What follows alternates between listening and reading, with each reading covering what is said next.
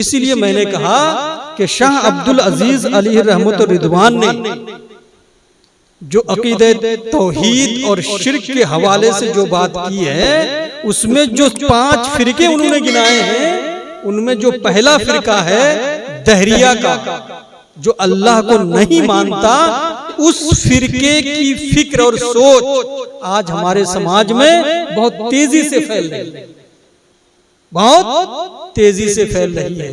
इसीलिए जरूरी है, हमारे लिए बहुत ही जरूरी है कि हम सबसे पहले अपने अकीदे की इस्लाह करें, अपने अकीदे को सुधारें।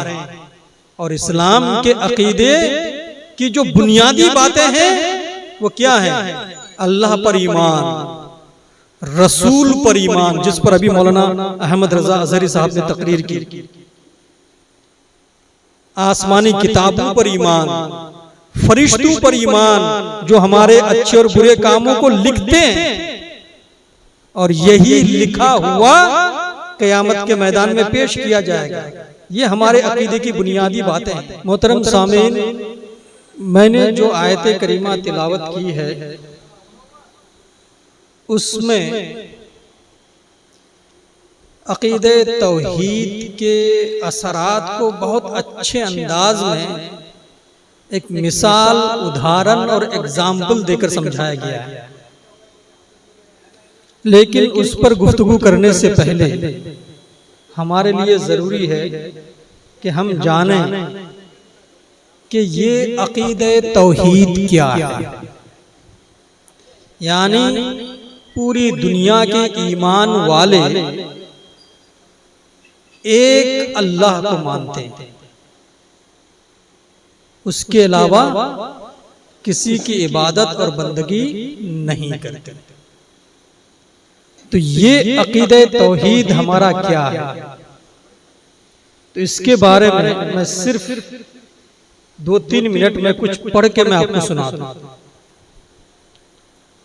कि इमाम अहले सुन्नत आला हजरत इमाम अहमद रजा खां फादिल बरेलवी रहमतुल्लाह अलैह फरमाते हैं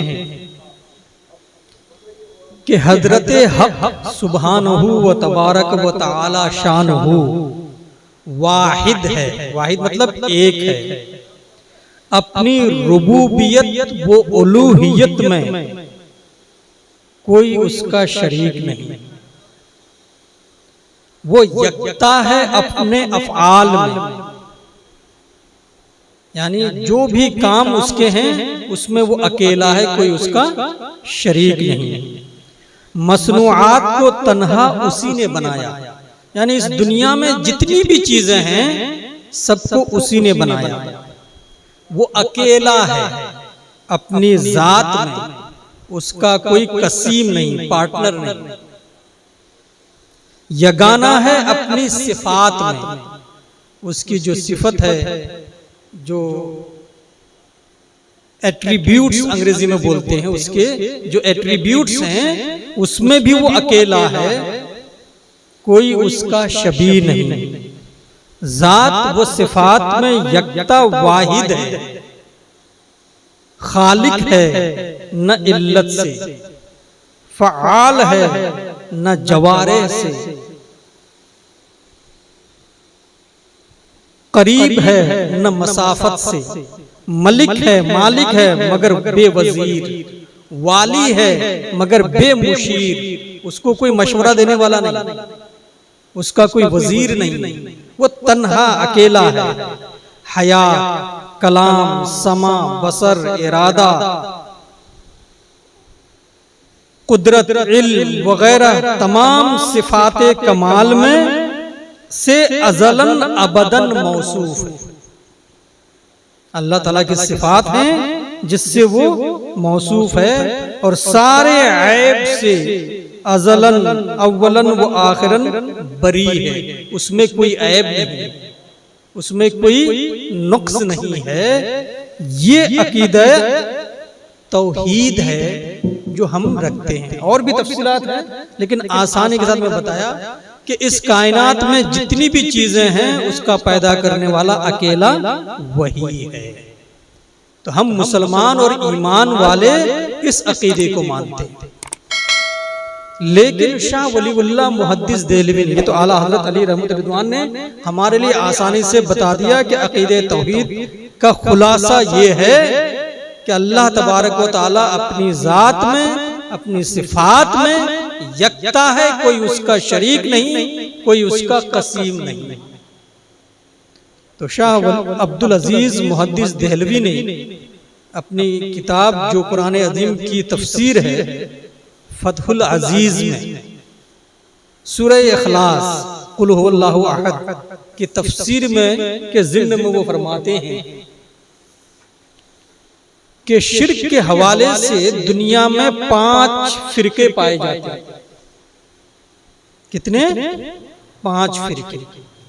सबसे पहला फिरका है दहरिया का, जिसे अंग्रेजी में हम कहते हैं एथेइस्ट। उनका मानना है कि इस दुनिया में जितनी भी चीजें हैं वो खुद ब खुद मौजूद हो गई। जैसे स्कूल में साइंस की किताब पढ़ते हुए हमारे बच्चे और बच्चियों को पढ़ाया जाता है डार्विन का नजरिया। डार्विन एक साइंटिस्ट है जिसने ये कहा था कि इस दुनिया में जो भी चीज हुई है वो खुद ब खुद एक नेचुरल प्रोसेस के जरिए से हो गई। तो इस तरह से कुछ लोग हैं जो ये मानते हैं, तो इनको दहरिया कहते हैं, एथेइस्ट कहते हैं। दूसरा फिरका है फलासफा का, यानी फलसफी का। जो लोग दार्शनिक होते हैं, बांग्ला में दार्शनिक बोलते हैं, अंग्रेजी में फिलोसोफर बोलते हैं। तो वो इस दुनिया के लिए एक साने, एक बनाने वाले को तो मानते हैं, लेकिन उसके बाद वो कहते हैं कि उसका काम वहीं खत्म। बाद में जो कायनात का निजाम चलता है ये वसीला और वसायत के जरिए से चलता है, जिसे वो उकूल का नाम देते हैं। और फलसफा की किताब जो पढ़ते हैं वो उकूल अशरा की बात करते हैं। तीसरा फिरका वो कहते हैं कि सनविया लोगों का है, जिसमें मुशरिकीन आते हैं। वो कहते हैं कि ये कायनात इतनी बड़ी है कि इसको चलाने के लिए एक का होना काफी नहीं है, बल्कि बहुत से खालिक और मालिक का होना जरूरी है। ये कुछ लोग मानते हैं। चौथा उन्होंने जो लिखा है तो कहते हैं कि वो यहूद और नसारा के गुमराह फिरके हैं जो ये मानते हैं कि खालिक और अल्लाह माज़अल्लाह इंसानों की तरह से उसके रिश्तेदार भी होते हैं। उसके बेटे होंगे, बेटियां होंगी और ज़ौजियत का रिश्ता होगा। इस तरह से वो मानते हैं।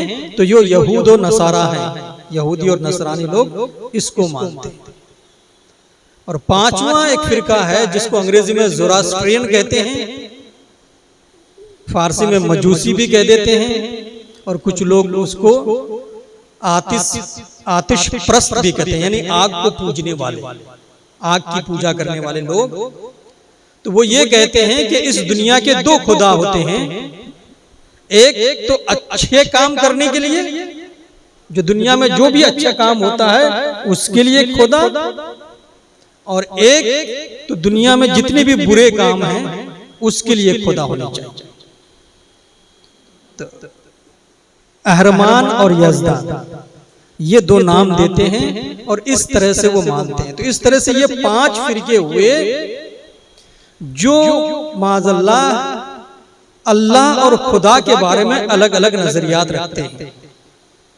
लेकिन आज हम जब अपने समाज और सोसाइटी का जायजा लेते हैं तो मालूम होता है कि बहुत से लोग उच्च सोच से मुतासिर हुए हैं, प्रभावित हैं, जो ये कहते हैं कि ये दुनिया के निजाम खुद ब खुद चलता है। या तो उनके कहने से पता चलता है, खुद जबान से वो बोलते हैं, या उनके अमल से पता चलता है, उनके काम से पता चलता है कि वो ये मानते हैं कि ये दुनिया का निजाम खुद ब खुद चलता है।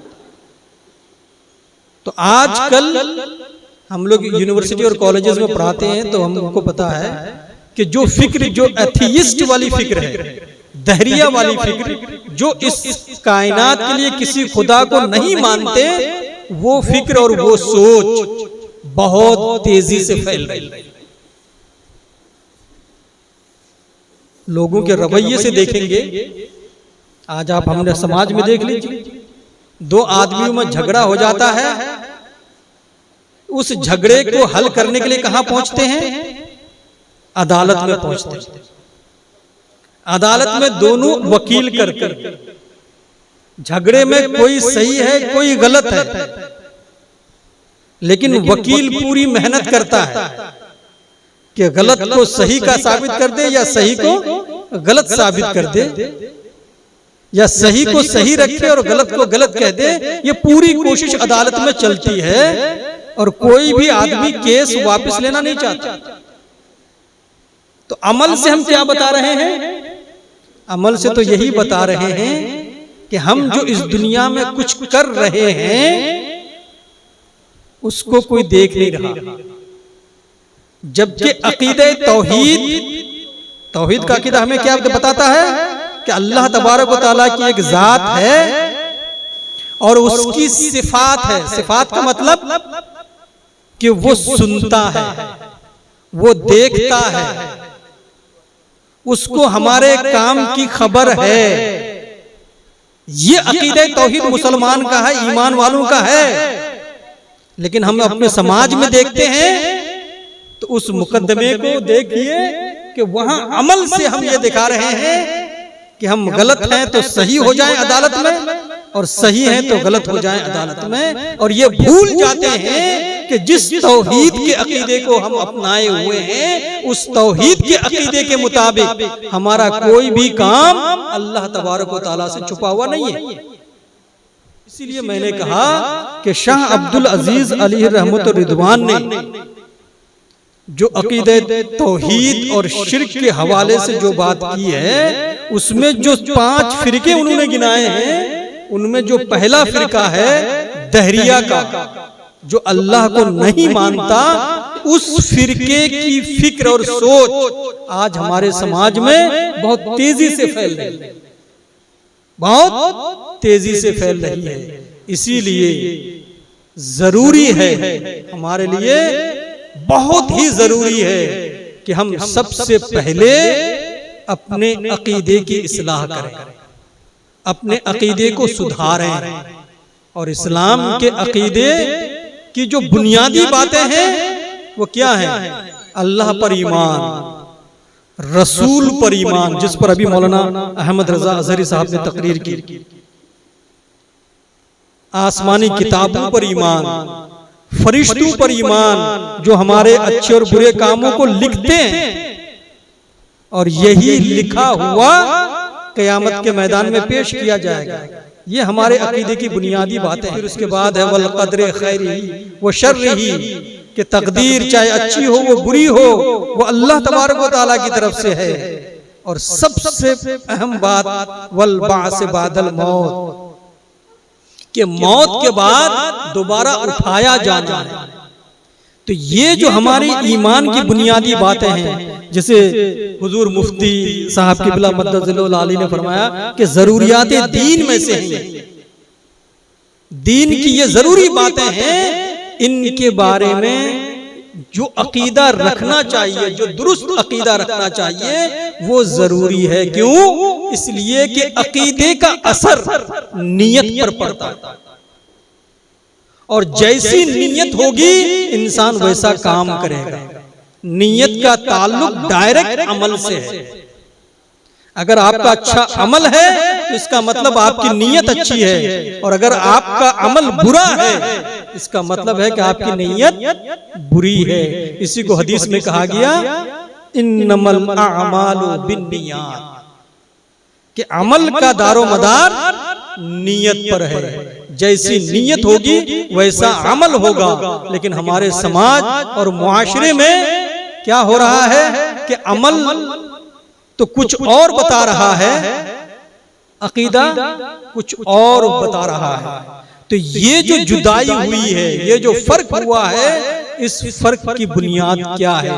उस फर्क की बुनियाद यही है कि आज जो दुनिया का सिस्टम है, जो निजाम है, या जो तालीमी निजाम है, जिस एतबार से भी देखिए, हर तरफ से वो इल्हादी फिक्र, जिसे अथेइस्ट और दहरिया वाली फिक्र कहते हैं, उसका प्रचार हो रहा है और हमारी नस्ल, जो नौजवान नस्ल है, उसका शिकार हो रही है। तो अब मुसलमान होने की हैसियत से हमारी जिम्मेदारी बनती है कि हम कोशिश करें कि हम इस अकीदे को, जो अकीदे की बुनियादी बातें हैं, उनकी तालीमात को हम अपनी नस्ल तक पहुंचाएं। तो इस्लाम के अकीदे तौहीद की बुनियादी खुसूसियात क्या है? ऐसा नहीं है कि ये सिर्फ सुनी सुनाई बातें हैं। हाँ, बिलाशुबा इस्लाम ईमान बिल गैब की तालीम देता है कि ईमान किस पर लाना है? गैब पर। क्यों? उसकी भी वजह है। उसकी वजह क्या है? कि इल्म, जो नॉलेज, जो ज्ञान हमें मिलता है, वो हम कैसे हासिल करें? तो यहाँ उलमाए किराम मौजूद हैं, इन्होंने किताबें पढ़ी हैं, और उसमें शरह अकाइद नामी एक किताब है। उस किताब में बताया गया है कि इल्म के हासिल करने के 3 असबाब और जराए कितने हैं? कोई भी चीज, जैसे अकीदे तौहीद ही लीजिए, अल्लाह तबारक व तआला का वजूद है, वो मौजूद है, उसकी हयात, उसके इरादा, इल्म, बसर, ये जो सिफात हैं, उसका इल्म हमें कहां से मिलेगा? तो उलमाए किराम फरमाते हैं कि इल्म हासिल करने के 3 जरिए हैं, 3 सोर्सेज हैं जहां से हमें इल्म मिलता है। सबसे पहला तो अरबी में कहते हैं हवास, अंग्रेजी में कहते हैं सेंसेस, सेंस, और बांग्ला में आप लोग अनुभूति कह सकते हैं कि कोई भी चीज जो हमें फीलिंग के जरिए से मिल जाए। जैसे छूते हैं तो कोई चीज गर्म पता चल जाती है या ठंडी है, कुछ चख लेते हैं जबान से तो मीठी है या कड़वी है, आंख से देख लेते हैं, कान से कुछ सुन लेते हैं। तो ये जो हमारे बॉडी के पार्ट हैं, उनके जरिए से भी हमें नॉलेज मिलता है। ठंडा गरम है, मीठा खट्टा क्या है, वो हमारा बॉडी हमारे लिए जरिया बनता है, सबब बनता है। तो इसको क्या बोलते हैं? हवास के जरिए से इल्म मिला। दूसरा इल्म हासिल करने का जरिया है अक्ल, जिसको बुद्धि कहते हैं, और बांग्ला में क्या बोलते हैं इसको? बुद्धि। वो अक्ल के जरिए से, इंटेलेक्ट के जरिए से हम नॉलेज हासिल करते हैं। और तीसरा इल्म का एक जरिया है खबर सादिक, कि कोई चीज हमने हम में से बहुत से लोग ऐसे हैं जो बगदाद शरीफ नहीं गए, जो मक्का शरीफ नहीं गए, जो मदीना शरीफ नहीं गए, लेकिन कोई अगर वहां से आके हमें बता दे कि बगदाद में ये चीजें हैं, मक्का शरीफ में ये चीजें हैं, मदीना शरीफ में ये चीजें हैं, तो हम मान लेते हैं कि ये चीजें वहां हैं। और एक नहीं, कई आदमी उसको बताए, तब यकीन हो जाता है। क्या फला गया था तो उसने भी यही बताया, दूसरे गया तो उसने भी यही बताया, तीसरे ने भी यही बताया। इसको बोलते हैं खबरे सादिक। तो अब हमें पता करना है कि हमें अकीदे के बारे में जो चीजें हासिल होती हैं वो कैसे होती हैं, या इस्लाम के अकीदे तौहीद के बारे में जो हमें मालूमात मिली वो कैसे मिली। तो यहाँ जो तीसरी चीज है खबरे सादिक, उसके जरिए से हमें वो चीज मिली कि अल्लाह तबारक व तआला ने इंसानों पर करम फरमाते हुए अपने नबी को भेजा। ताकि वो नबी अल्लाह के पैगाम को इंसानों तक पहुंचाए। हम वहां नहीं गए, हमने अपने सेंसेस, अनुभूति या बुद्धि का यूज नहीं किया, लेकिन हमें जो उस अकीदे के बारे में मालूमात मिली तो किससे मिली? वो खबर से मिली। रसूल करीम सल्लल्लाहु अलैहि वसल्लम ने वो खबर दी जो सच्ची है। तो उसी एतबार से हमने इस अकीदे को माना। लेकिन अगर आप पुराने अदीम का मुताला करेंगे तो जो खबर रसूल करीम सल्लल्लाहु अलैहि वसल्लम लेके आए, उस खबर में बहुत बार इंसानों को कहा गया है कि अपनी अनुभूति और बुद्धि का इस्तेमाल करो। जैसे कुरान दिन की एक आयत है, इन्ना फी खल्क़िस समावाति वल अर्दि व इख्तिलाफिल लैलि वन नहार लआयातिल लिउलिल अलबाब, कि आसमान की पैदाइश, जमीन की पैदाइश और दिन रात के उलट फेर में निशानियां हैं। किसके लिए? अक्ल वालों के। दूसरी आयत में इसी तरह की आयत सूरह बकरा की एक आयत है, वो लंबी है, जिसका मैं तर्जुमा सिर्फ सुना रहा हूं, कि आसमान की पैदाइश, जमीन की पैदाइश में, दिन रात के उलट फेर में, और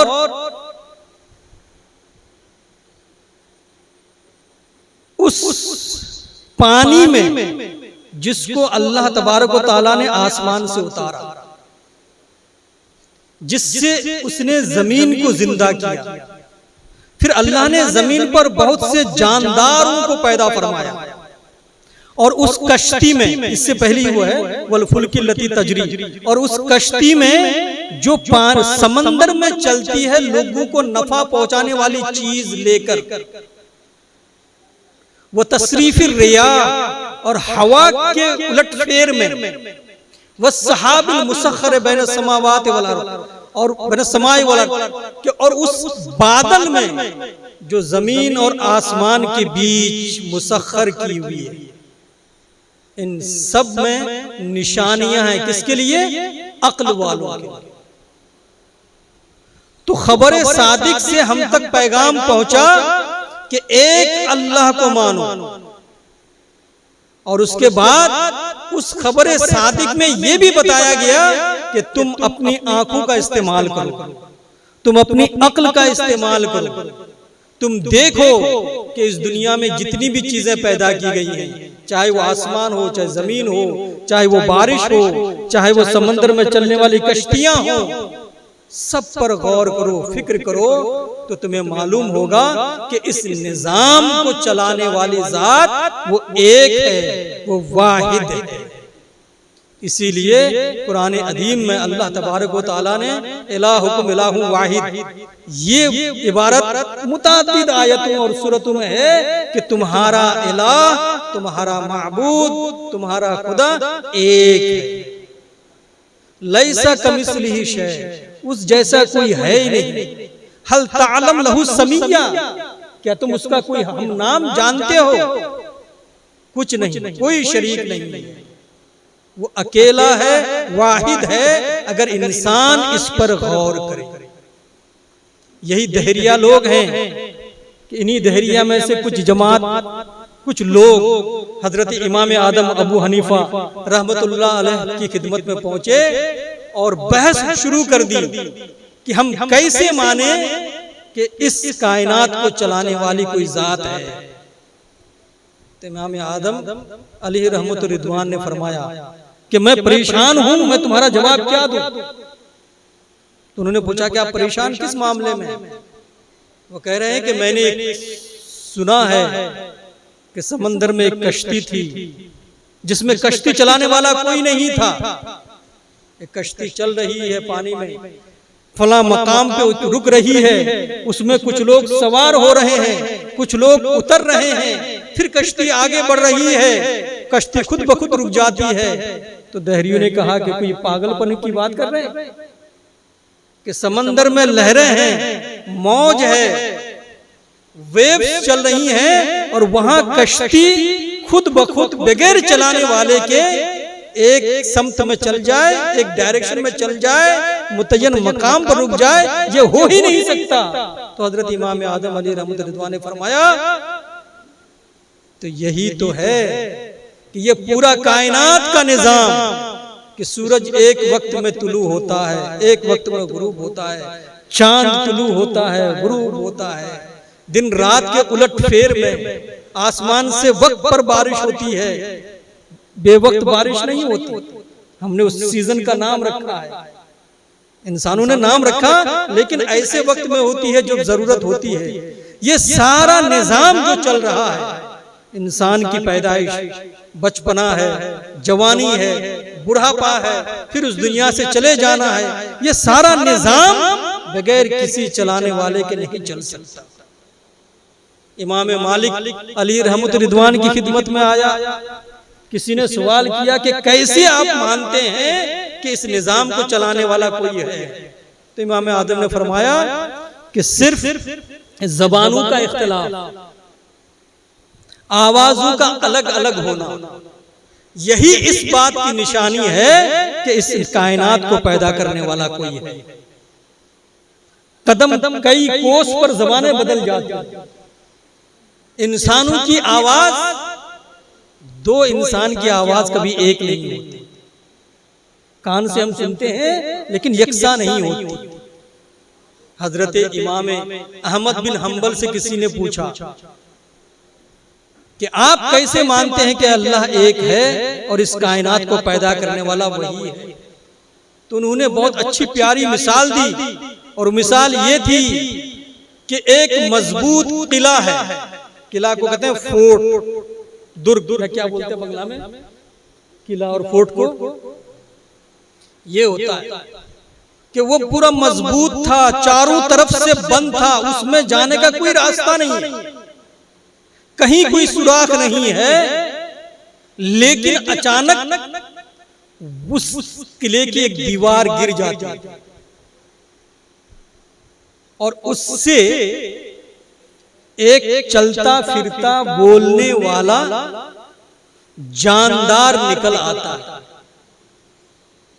तो बताओ कि उस मजबूत किले में उस जानदार को किसने पैदा किया? तो उन्होंने कहा यह मिसाल है अंडे की।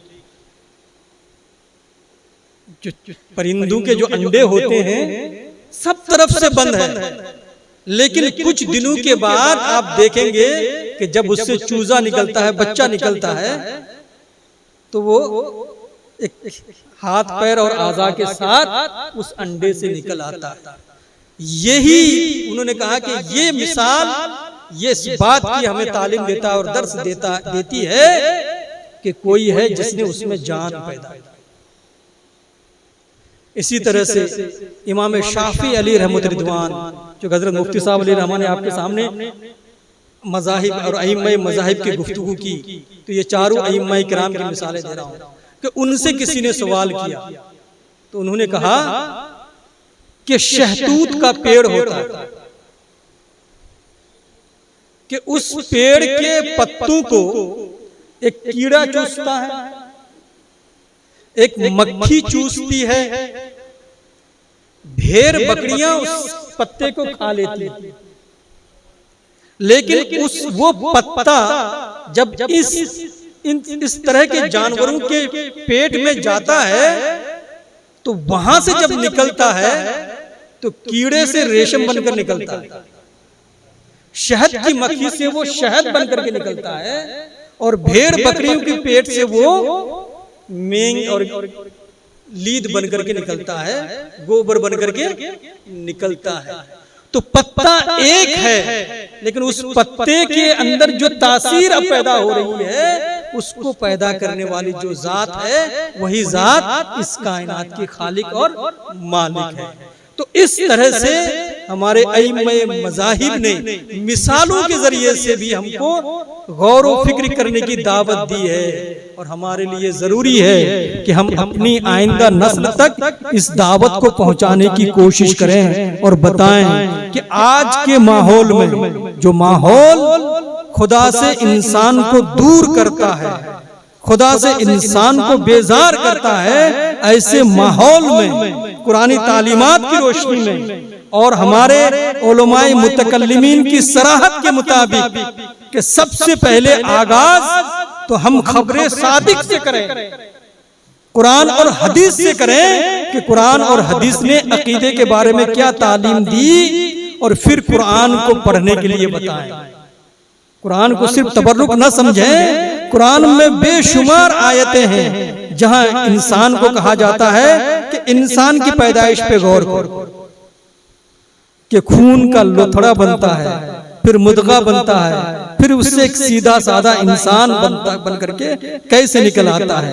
खुद हम अपनी उम्र पे गौर करें कि बच्चा है, माँ के पेट से निकला, 3, 2, 1, 1.5 साल तक वो अपनी गिज़ा खुद अपने हाथ से नहीं खा सकता, लेकिन किसने है कि उस बच्चे को बताया वो हदैनाहुन नजदैन, कि किसने उस बच्चे को बताया कि उसकी गिज़ा उसके माँ के सीने में, उस बच्चे को जो माँ के पेट से निकला और उसको गिज़ा उसके माँ के सीने में मिलती है, उसके माँ के दूध में मिलती है।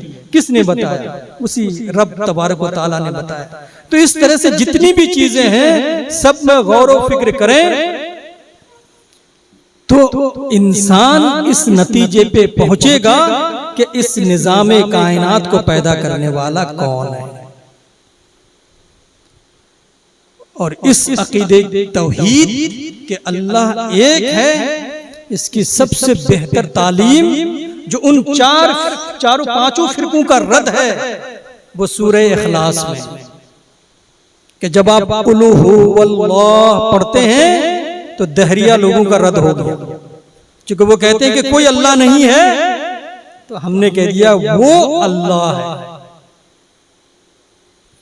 असमद जब पढ़ते हैं तो फलासफा का भी रद्द हो रहा है, सनविया का भी रद्द हो रहा है, कि जो लोग कहते हैं कि अल्लाह माद अल्लाह ने इस कायनात को पैदा करके छोड़ दिया और इस निजाम को कुछ और उकूल अशरा चला रहे हैं, वहां उसका रद्द हो जाता है।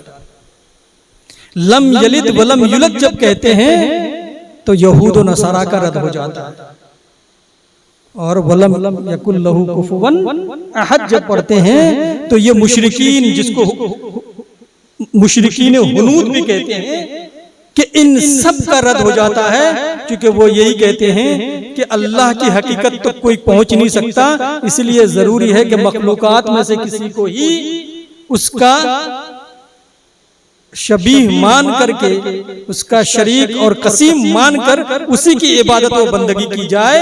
तो कुरान ने कह दिया कि उस जैसा कोई है ही नहीं, उसका कोई शरीक ही नहीं है। तो ये सारा रद्द इन अकीदे में हो गया।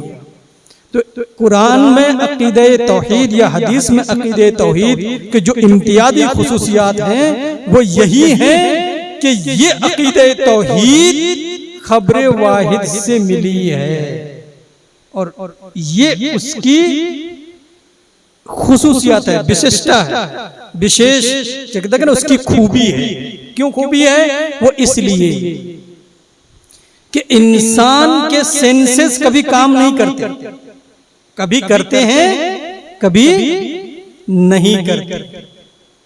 आंख एक हद तक ही काम करेगी, उसके आगे वो देख नहीं सकती। कान एक हद तक ही सुन सकती है, उससे आगे नहीं सुन सकती।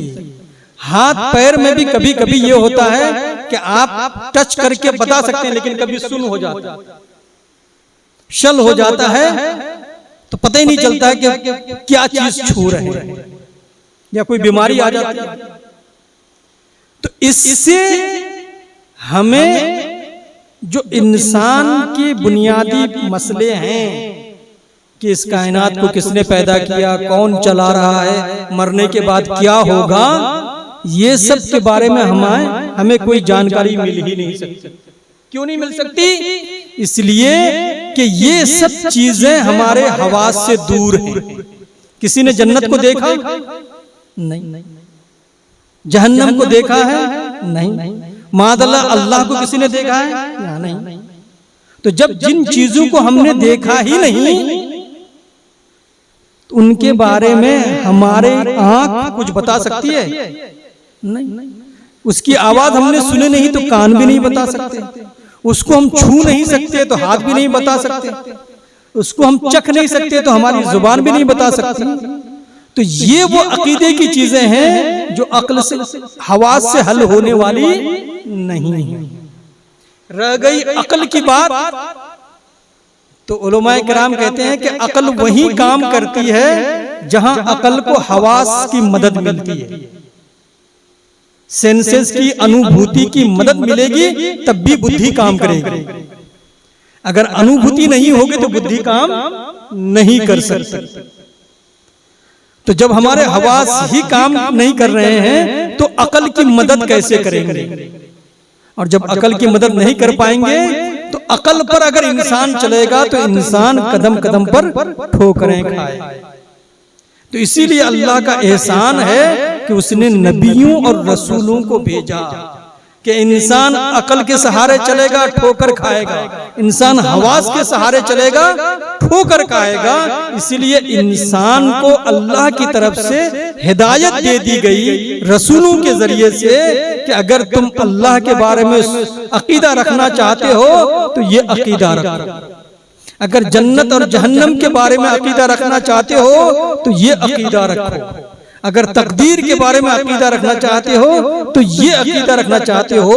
तो अल्लाह का एहसान है कि उसने अपने रसूलों के जरिए से हम तक हिदायत पहुंचाई। और इस्लामी अकीदे तौहीद की खूबी यही है कि वो न किसी अक्ल पे भरोसा करती है न हवास पे भरोसा करती है, बल्कि इलाही हिदायत पर भरोसा करती है कि अल्लाह की तरफ से जो हिदायत आई है उसी पर इसकी बुनियाद है।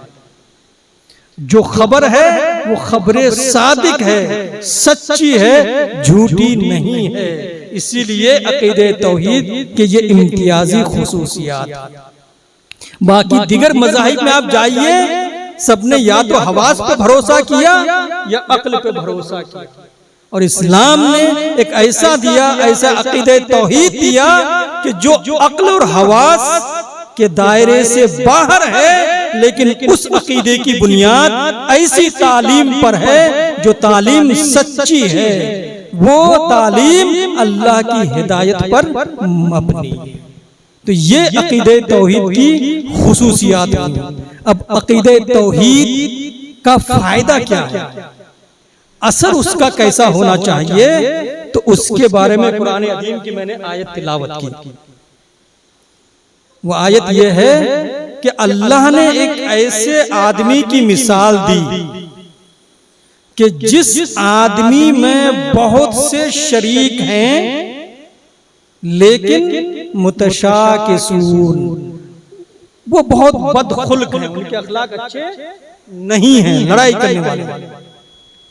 वो रजुलन सलमन ले रजुल, और एक ऐसा आदमी है कि जो जिसकी मिल्कियत एक ही के पास है, यानी एक आदमी है जिसके मालिक कई हैं, एक आदमी है जिसका मालिक सिर्फ एक है। तो उसमें कहा गया हल यस्तवियान मसलन, क्या दोनों बराबर हैं?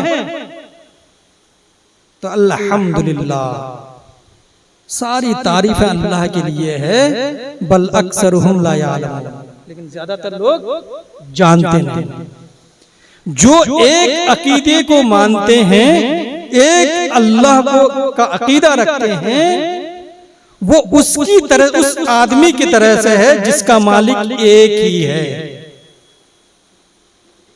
और एक मालिक का जो बंदा होगा अपने मालिक की खुशी के मुताबिक काम करेगा। लेकिन जो अकीदे तौहीद को नहीं मानेगा, उसकी मिसाल ऐसी है जिसके बहुत सारे मालिक हैं, बहुत सारे आका हैं और सब बदखुल्क हैं। बदखुल्क है मतलब कोई उसे एक काम करने कहेगा, कोई दूसरा काम करने कहेगा, कोई तीसरा काम करने कहेगा। अगर दूसरे का काम किया तो वो नाखुश हो जाएगा, तुम मेरा काम नहीं करते उसका काम करते हो। तो हर एक की मर्जी, हर मालिक की मर्जी अलग अलग होगी। तो वो एक अकेला बंदा इतने मालिकों को खुश रख पाएगा? नहीं। जब उसके इतने मालिक खुश नहीं होंगे तो क्या उसको भी कोई आराम मिलेगा? वो कभी चैन से रह सकता है? नहीं रहेगा। हमेशा वो ज़हनी, जिसको कहते हैं ना मेंटल टॉर्चर का शिकार रहेगा। और मालिक का मतलब मालिक होता है, वो बंदा उससे आजाद नहीं हो सकता। उसे सबको खुश रखना भी है, लेकिन वो रख नहीं पाता। तो किसी भी वक्त, कोई भी वक्त ऐसा नहीं होगा जो वो टेंशन फ्री होगा। हर वक्त वो टेंशन में रहेगा। अभी वो थोड़ी देर के लिए आराम करना चाहता है कि दूसरा मालिक उसे बुला लेता है, तीसरा मालिक उसे बुला लेता है, और हर मालिक की पसंद भी अलग है। तो वो इस पर हैरान रहेगा कि मैं क्या करूं, क्या नहीं करूं। उसका ज़हनी सुकून बिल्कुल गारत हो जाएगा। लेकिन अगर एक ही मालिक है तो वो जान सकेगा कि उसके मालिक की खुशी किस में है, ना खुशी किस में है, किस वक्त वो खुश रहता है, किस वक्त वो खुश नहीं रहता। तो वो एक मालिक को खुश करेगा और आराम और सुकून से रहेगा। यही मिसाल है उसकी जो अकीदे तौहीद को मानता है, और यही मिसाल है उसकी जो शिर्क में मुब्तला है। जो बहुत से खुदाओं को इंसान मानता है तो उसके लिए जरूरी है कि रोशनी का जो खुदा है उसे भी खुश रखे, आसमां पहाड़ों का जो खुदा है उसे भी खुश रखे, जो नदी दरियाओं का खुदा है उसे भी खुश रखे, जो पशुओं का खुदा है उसे भी खुश रखे, जो बादलों का खुदा है उसे भी मालिक है उसे भी खुश रखे। और इस सबको खुश रखने के चक्कर में उसे खुद चक्कर लगाना पड़ेगा। तो ज़हनी तौर पर अगर इंसान सुकून और इत्मीनान हासिल करना चाहता है तो उसके लिए जरूरी है कि वो एक मालिक को माने, उसी को खुश करने की कोशिश करे, उसी की रजा और खुशनुदी का तलबगार रहे, और उसी की फरमाबरदारी करे, उसी के हुक्म को माने, उसी की इताअत करे। क्यों? ऐसी सूरत में वो ज़हनी इत्मीनान हासिल करेगा, मेंटल टेंशन का शिकार नहीं होगा, बल्कि वो मेंटल पीस महसूस करेगा, बहुत सुख और शांति से रहेगा। लेकिन अगर बहुत से खुदाओं को उसने अपने ऊपर लाद लिया है तो अब उसके लिए जरूरी है कि वो हर एक की इताअत करे, हर एक की फरमाबरदारी करे, हर एक का हुक्म माने, हर एक की बंदगी करे, हर एक की पूजा और परस्तिश करे। और इस परस्तिश और पूजा की कोशिश में वो अपना ज़हनी तवाजुन भी बिगाड़ देगा, वो अपना सुकून और इत्मीनान भी गारत कर देगा।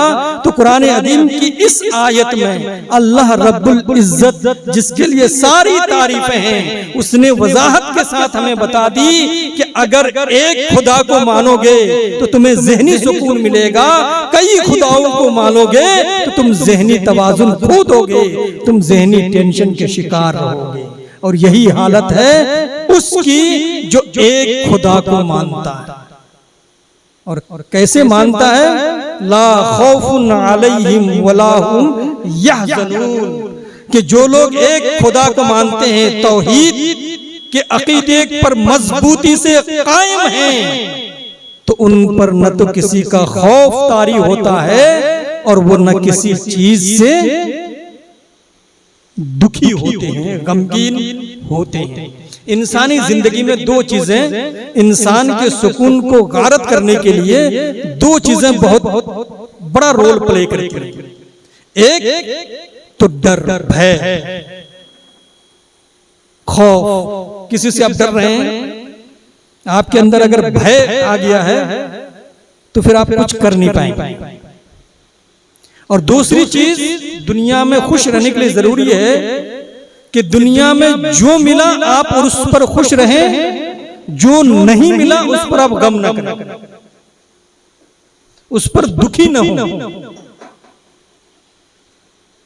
तो अकीदे तौहीद जो लोग इसको मानते हैं उन पर न तो डर खौफ तारी होता है, न वो भय करते हैं और न वो दुखी होते हैं, गमगीन होते हैं। क्यों? इसलिए कि अकीदे तौहीद ने हमें बताया कि हमारा पैदा करने वाला एक है। इस दुनिया में जो कुछ भी होता है उसकी मर्जी से होता है, वही मौत और हयात देने वाला है। अगर हमें जिंदगी मिल रही है तो वो उसी से मिल रही है, अगर हमें मौत मिल रही है तो उसी के हुक्म से मौत हम तक पहुंच रही है। रोजी देने वाला वही है, रिज़्क़ का मालिक, यर्ज़ुक़ु मन यशाउ बिग़ैरि हिसाब, कि वो बेहिसाब रोजी देने वाला है। अगर हमें रोजी मिली, 1000 मिले उसकी तरफ से, 2000 मिले उसकी तरफ से, 100 मिले उसी की तरफ से, उसके अलावा कोई नहीं जो रोजी देने वाला है। ये अकीदे तौहीद ने हमें बता दिया, और जब बता दिया कि बे उसके चाहे कुछ नहीं हो सकता, उसके हुक्म के बगैर एक पत्ता भी हिल नहीं सकता, तो जब हम उसके बंदा हैं तो हमारे लिए जरूरी है कि हम किसी से न डरें, किसी का खौफ हम पर तारी नहीं हो। हमने उसको अपना आका माना है, उसी से हम डरेंगे, किसी से नहीं डरेंगे। तो ये अकीदे तौहीद का असर है कि इंसान जब अल्लाह को एक अल्लाह को मान लेता है तो न तो वो किसी चीज का खौफ खाता है और वो न किसी चीज के न मिलने से वो गम करता है, बल्कि जो भी चीजें उसकी तरफ से मिलती हैं तो वो उस पर शुक्र बजा लाता है, उसकी बंदगी बजा लाता है। अच्छी नेमतें मिली, अल्हम्दुलिल्लाह व शुक्र लिल्लाह पढ़ दिया। अगर कोई ऐसी चीज हमारे लिए सामने आती है जिससे आर्जी तौर पर हमें दुख तकलीफ पहुंचती है तो हम पढ़ देते हैं इन्ना लिल्लाहि व इन्ना इलैहि राजिऊन। इसका माना क्या है कि हम सब अल्लाह के लिए हैं और हम सबको अल्लाह की तरफ लौट कर जाना है। तो हमारे हाथ में कुछ है ही नहीं, उसने पैदा किया, जब तक उसकी मर्जी है हम इस दुनिया में हैं, जब वो चाहेगा हम इस दुनिया से चले जाएंगे।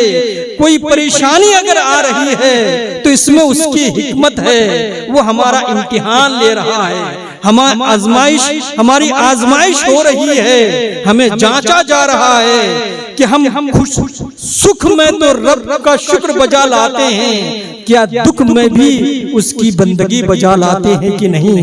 ये हमारा इम्तिहान लिया जा रहा है। जो अच्छे बंदे हैं वो इस इम्तिहान में कामयाब होने की कोशिश कर रहे हैं, होते हैं और कर रहे हैं, और एक अल्लाह पर अपने अकीदे को मजबूत से मजबूत करते चले जा रहे हैं। इसलिए उलमाए किराम ने फरमाया कि अकीदे तौहीद के असरात में एक चीज ऐसी है जिसे खुददारी कहा जाता है, कि इंसान अपने आप को पहचानने के बाद जब एक अल्लाह को मान लेता है तो वो किसी के सामने नहीं झुकता, चाहे वो पेड़ हो, चाहे वो पत्थर हो, चाहे वो जानवर हो, चाहे वो इंसान हो, किसी के सामने वो आजिजी इख्तियार नहीं करता, वो झुकता नहीं है, बल्कि अगर वो झुकता है तो वो एक अल्लाह वाहिद के सामने झुकता है जो उस जैसा नहीं है, बहुत बरतर है, बहुत बाला है,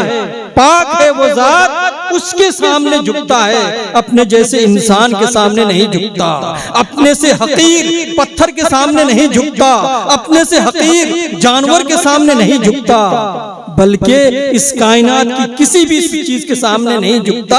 ऐसी हालत में इंसान खुददार कहलाता है। इंसान करामत वाला कहलाता है, इंसान शराफत वाला कहलाता है। और अल्लाह तबारक व तआला ने इंसान को करामत अता की है, बुजुर्गी और शराफत अता की है, और इंसान को अशरफुल मखलूकात बनाया है। तो इंसान खुददार रहता है।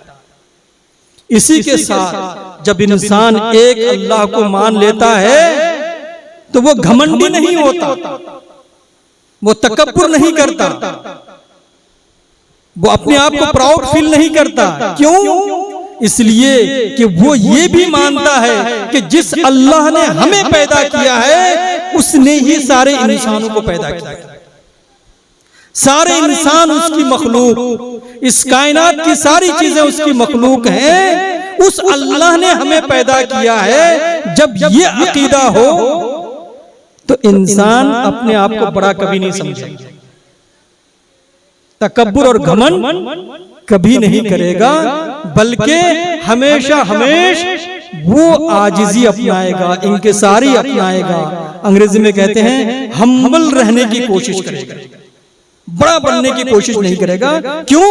इसलिए कि उसका अकीदा उसे बता रहा है कि इस दुनिया में कोई भी बड़ा नहीं। अगर बड़ा कोई है तो उसको 5 वक्त मस्जिद से ऐलान किया जाता है अल्लाहु अकबर, अल्लाह बड़ा है, वो अकबर है।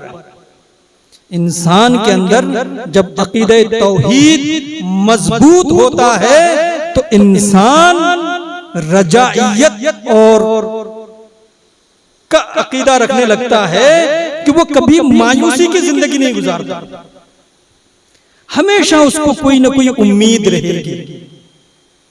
नेमत मिली, अल्लाह का शुक्र अदा किया। अगर कोई परेशानी आई तब भी वो ये अकीदा रखता है कि ये परेशानी वक्ती है और अल्लाह ने हमें आजमाने के लिए परेशानी दी है। तो इंसान मायूस नहीं होगा, और जब मायूस नहीं होगा तो वो खुदकुशी नहीं करेगा। इसीलिए मुहक्किकीन ने कहा है कि जिसके अंदर अकीदे तौहीद मजबूत होगा वो कभी खुदकुशी नहीं करता। आत्महत्या जिसे कहते हैं, सुसाइड कहते हैं। और रिसर्च वालों ने रिसर्च करके ये साबित भी किया है कि जो लोग अल्लाह पर अकीदा रखते हैं उसमें बहुत ना के बराबर लोग हैं जो सुसाइड करते हैं। क्यों? इसलिए कि अकीदे तौहीद हमें उम्मीद दिलाता है किसका? अल्लाह के करम का, उसकी बख्शिश का, उसके बख्शिश फरमाने का। कि इंसान अल्लाह की नाफरमानी कर रहा होता है लेकिन अगर सच्चे दिल से तौबा कर ले तो अल्लाह गफूरुर रहीम है, वो रहमान है, वो रहीम है। यही सिफात अल्लाह की हैं जो इंसान को एक उम्मीद दिलाती है कि इंसान उस अकीदे की बिना पर इतना उम्मीद वाला होता है कि वो खुदकुशी की तरफ माइल नहीं होता। अकीदे तौहीद इंसान को अल्लाह पर भरोसा करने की तालीम देता है। और सबसे बड़ा फायदा अकीदे तौहीद का ये है कि इंसान जब इस अकीदे को अपना लेता है, अकीदे तौहीद पर मजबूती से कायम हो जाता है, तो इंसान इस दुनिया में एक इज्जत की जिंदगी गुजारता है और कल कयामत के मैदान में भी वो एक इज्जत की जिंदगी गुजारेगा। क्यों? इसलिए कि इस्लामी अकीदे तौहीद में ये भी है कि अल्लाह तबारक व तआला मैदान महशर में, कल कयामत के मैदान में लोगों के नामे आमाल के मुताबिक उनको सवाब या अजाब अता फरमाएगा। अगर अकीदा यहाँ अच्छा रहा, बेहतर रहा और उस अकीदे के मुताबिक हमने अमल किया, जैसे मैंने पहले बताया कि अकीदे के मुताबिक अमल करें, ऐसा न करें कि कोर्ट कचहरी का चक्कर लगाएं और अपने अमल से अकीदे तौहीद की मुखालफत करें। चाहे वो दुनियावी मामलात हो, चाहे वो घर के मामलात हो।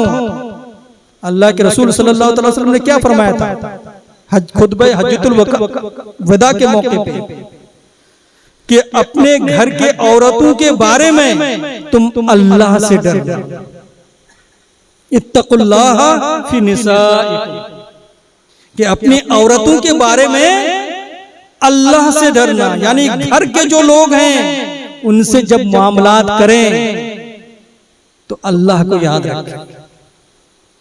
अपने समाज और मुआशरे में जो भी मामलात हो रहे हैं, आपके जो काम हो रहे हैं, जिससे मिलना जुलना है, इन सब के मौके पर भी अल्लाह को याद रखें। कारोबार है, लेन देन है, जमीन जायदाद के मामले हैं, कोई भी काम हो, चाहे वो हमारी समाजी हो, चाहे वो हमारी दीनी और मजहबी हो, चाहे वो सियासी हो, किसी भी मामले में कोई भी कदम उठाने से पहले हमारे लिए जरूरी है कि हम एक अल्लाह को याद रखें, जिस अल्लाह ने हमें पैदा फरमाया, जो हमारा मालिक है और जज़ा और बदला के दिन का भी मालिक है। मालिक यौमिद्दीन, क़यामत के दिन का भी मालिक वही है। लेकिन वो अल्लाह रहमान भी है, रहीम भी है, गफूर भी है। लेकिन याद रखिएगा वो जब्बार भी है, वो कहार भी है, लेकिन साथ साथ गफ्फार भी है। उसकी सिफात नुमाया हैं, उन सिफात को याद रखिए।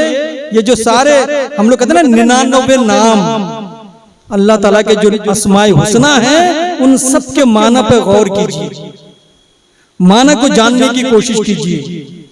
बासित का माना क्या है, मुक़सित का माना क्या है, हमीद का माना क्या है, अजीज का माना क्या है, हकीम का माना क्या है, ये सारे मीनिंग को जानने की कोशिश करेंगे तो अक़ीदा तौहीद मजबूत होगा और अपने दुनियावी मामलात में उस अक़ीदा तौहीद को हम मजबूत रख सकेंगे। तो मैं वक्त से ज्यादा बहुत आगे बढ़ गया हूं, तो इसी दावत के साथ कि आज दुनिया में जो फिक्र फैलाई जा रही है वो इंसान को माज़अल्लाह खुदा से दूर कर रही है। अल्लाह के वजूद का इनकार लोग कर रहे हैं, खुदा को नहीं मानते, लोग दहरिया हो रहे हैं, ला मजहब और बेदीन हो रहे हैं। ऐसे माहौल में जरूरी है, बहुत ही जरूरी है कि सबसे पहले तो एक काम हम शुरू करें कि कुरान शरीफ को तर्जमे से पढ़ना शुरू कर दें। किसी आलिम दीन से मंसूबे, मुझे नाम याद नहीं रहा, उन्होंने फरमाया कुरान की हर आयत तौहीद की तालीम देती। अगर समझने वाला समझने की कोशिश करे तो उसमें हर आयत तौहीद पर दलालत करती है, लेकिन समझ करके गौर करके पढ़ने की जरूरत है। तो सबसे पहले तो कोशिश करें कि कुरान शरीफ की तिलावत करें, लेकिन समझ के पढ़ने की कोशिश करें। और अगर इतना नहीं कर सके तो तर्जमे अलग अलग ज़बान, अलग अलग भाषाओं में हुए हैं, फिर आप तर्जमे के साथ पढ़िए। लेकिन खुदारा हजरत मुफ्ती साहब मद्दज़िल्लाहु अलैहि ने आपको तालीम दी है कि अगर कोई माना समझने में परेशानी हो तो खुद अपना नया दीन न बना लें, बल्कि उलमाए किराम के पास जाएं और कहें कि कुरान की इस आयत का माना ये लिखा हुआ है, आप सही से हमें समझा दीजिए कि इस आयत का माना और मफहूम और उसकी मुराद क्या है। क्योंकि कुरान कहता है कि युज़िल्लु बिही कसीरन व यहदी बिही कसीरन, कि बहुत से लोग उसको पढ़ करके गलत मतलब निकाल करके गुमराह भी होते हैं, और बहुत से लोगों को कुरान से हिदायत भी मिलती है। तो कुरान अदीम को गौर से पढ़ने की कोशिश करें। दूसरा पैगाम यह है कि हमारे जो बच्चे बच्चियां हैं उनके दीन अकीदे की हिफाजत की हम फिक्र करें। दुनिया बहुत तेजी से आगे बढ़ रही है, जमाना बहुत तेजी से बदल रहा है, तरह तरह की सोच, तरह तरह की तालीम फैलाई जा रही है। और आजकल तो सोशल मीडिया आ गया है, मोबाइल के जरिए से ऐसी ऐसी चीजें बताई जाती हैं कि हमारी नौजवान नस्ल दीन से दूर हो रही है। कोशिश करें कि कम से कम अपने घर के बच्चों और बच्चियों की निगरानी करें और ये पर ध्यान दें कि बच्चे कहीं राह रास्त से भटक तो नहीं जाते। और अपने समाज और मुआशरे में अगर कहीं कोई बुराई देखें तो जो